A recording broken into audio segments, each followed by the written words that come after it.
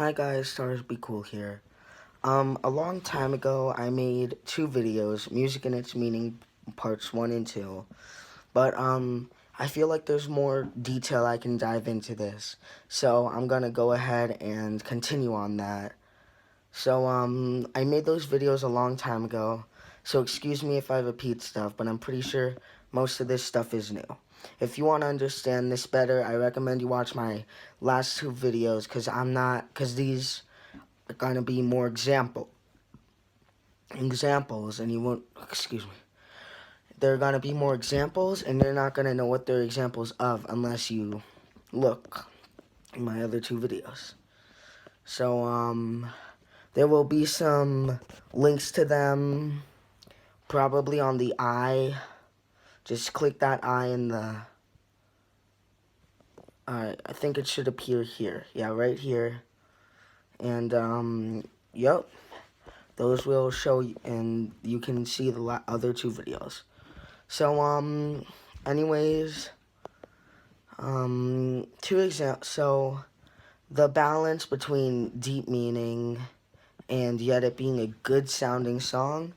Two examples of this, I'm just gonna start right off. Two examples of this that are pretty good are Sounds of Silence, Simon and Garfunkel, and Lucas Graham with songs like by Sounds of Silence. There's Bridge Over Troubled Water, Sounds of Silence. Those are both really deep, might give you some of the feels, but they're still really good sounding. And yet, there's also some upbeat songs like Baby Driver, Keep the Customer Satisfied, stuff like Cecilia, stuff like that. Lucas Graham, I'm just going to give you two examples. 7 Years Old is a perfect mix of the two. Then there's also, Think About Better Than Yourself and Drunk in the Morning. Two completely different songs. One's really deep and one's really nice. So these are kind of good artists. These are really good artists. But there's one thing there's one soundtrack or album that has been able to do what neither one of them has done. Don't get me wrong, these guys are awesome. These are some of my favorite artists. Those are some of my first favorite songs came from them. But there's one person who is able to do it better, and it's probably not who you think it is. A popular album, maybe some deep thing. Nope. Steven Universe. Now, if you don't know what I'm talking about, Steven Universe is a cartoon on Cartoon Network. If you know what Cartoon Network is, you're probably thinking, well, how the heck does that work? Because Cartoon Network is stupid, which it is. But this is probably maybe the only one not stupid show on Cartoon Network. Now, if you have heard of it, and you watched season 1, stopped watching after that, you probably are thinking, how the heck does that work still? Well, let me do a brief history. Season 1 was terrible. Absolutely terrible. Like, even worse than most of the shows. The characters were terrible. Everything was terrible. But then, starting in even the very first episode of Season 2, that all changed. And even towards the end of Season 1, it kind of started to change. It went from not that good animation with just plain just stupidity to a really amazing, well-developed plot. It still has some humor. I can't play you any of the songs because copyrights, and I don't want to be copyrighted. But seriously, just watch it. I mean, the Cartoon Network app, it's free. Just watch it. Seriously, no, I can't even describe. Just watch it. Seriously, watch it. If you think, oh, I don't like deep things, it has some humor. It's good. It's good for any kind of personality. It has a perfect balance of humor, lightheartedness, and deep and well-developed plot. It's great for anyone, even from little kids to middle-aged men. It's great for from people who like to relax to people who only watch things that make them cry. It's great for everyone. Anyone, like seriously, I don't care who you are, your age, your personality, go watch it. All of you. I don't know, what do I have? Like 26 of my subscribers better watch this. 26 new viewers or old, if you've already watched this, should have seen Steven Universe by, hope, maybe you can stop watch. Sorry about this. This is dirt. I didn't throw up. Yeah, so anything. Just either watch it after this video or if you're impatient, but it would be a lot better if you watched it before watching this. Now, that may take a while because there's over 100 episodes. Each one's probably about 10 to 15 minutes, but, it's worth it. That's, like, words can't explain how worth it is. So, yeah, just, oh my god. Just watch it. So, you don't have to watch it all, like, right now. But start watching it, get into it, because you will love it. Season 1, you're going to hate it. Like, seriously, because you have to start from Season 1 to understand the basics. You're going to hate it, but push through it, because it's literally my favorite show. But anyways, now let me get to the point. Not only does it have a really well-developed plot, but it has one of the most amazing soundtracks ever. This stuff isn't background music. The different kinds of music relate to different kinds of characters. Like, there's ballet or some piano for Pearl, then like pop or rap, and Steven's famous guitar / ukulele, I don't know what that is. So the music is full of symbolism on the characters, and also it's not just background music, but it's not like a musical, except for one episode that literally tries to parody a musical.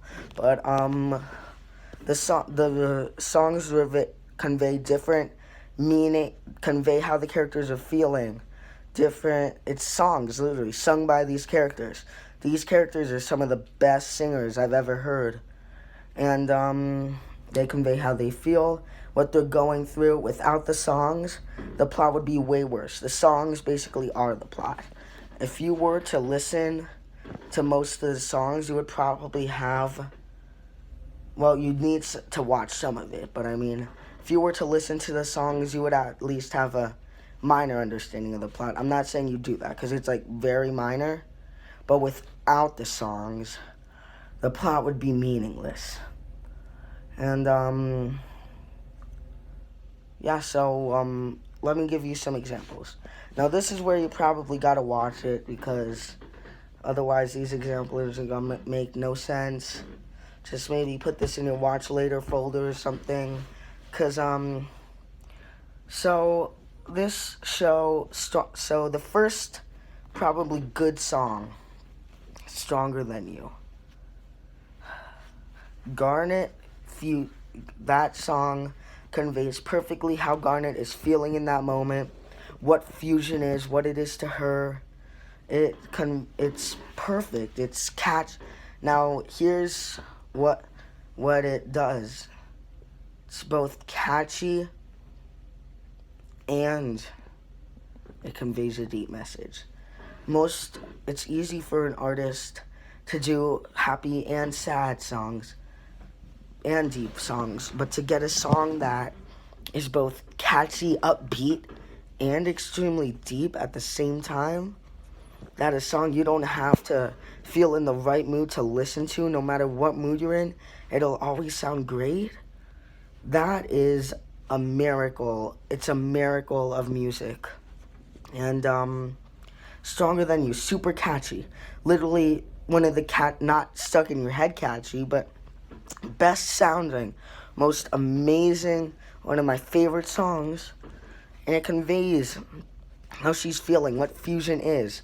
It's basically who she is in that moment, and it's amazing. Then, It took me a while to get accustomed to this one, but I do end up really liking it. Two examples. Um, it's over, isn't it? That one is really, it's so good. It shows how she's finally because we always think of Pearl, oh my god, when we think of Pearl versus Greg, we always think, my god, she's so annoying. She's like salty is a word used to describe her. But we get to see it from her point of view. She loved Rose with all her heart, and then some random guy just waltzes in. She's like, oh, this doesn't matter, it's not gonna last. But then not only does he steal her from her, but then now she's raising his son, and it's over. That life she had with Rose, it's all over. No more. That was why she stayed on Earth. She only stayed on Earth for her. Now it's all over. And then there's, I forgot what it's called. Wait 1 second. Here Comes a Thought. Now that song, sorry, my shit kind of. Alright, that song is amazing. It shows, here's what I mean. These songs are metaphors for what happens through our life. It's not just this fictional world. These are things that happen in real life.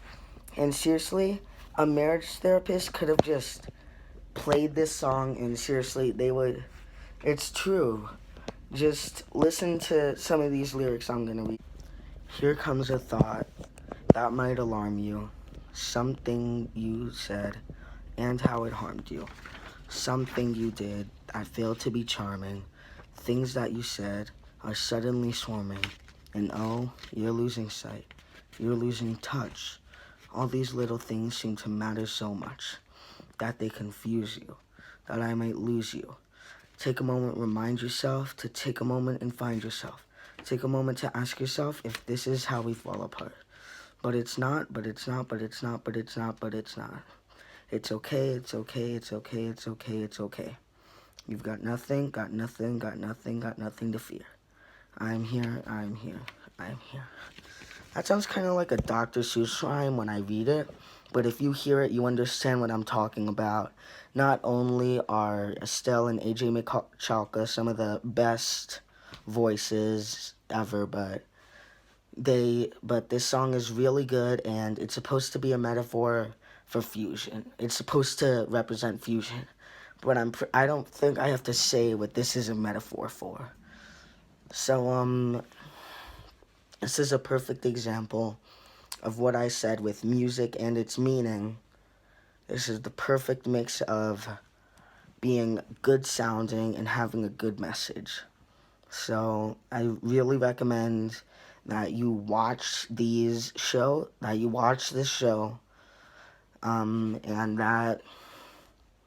that's it. Just watch this show. This is not a question. You are watching this show. So, bye. Hi, once again, remember to tap the eye in the top left corner. If I'm pointing in the wrong spot, that means it's there. That has polls that link to the link to that video I wanted you to see. And also click all the links on your screen. One of them is to subscribe to me, and the other ones are videos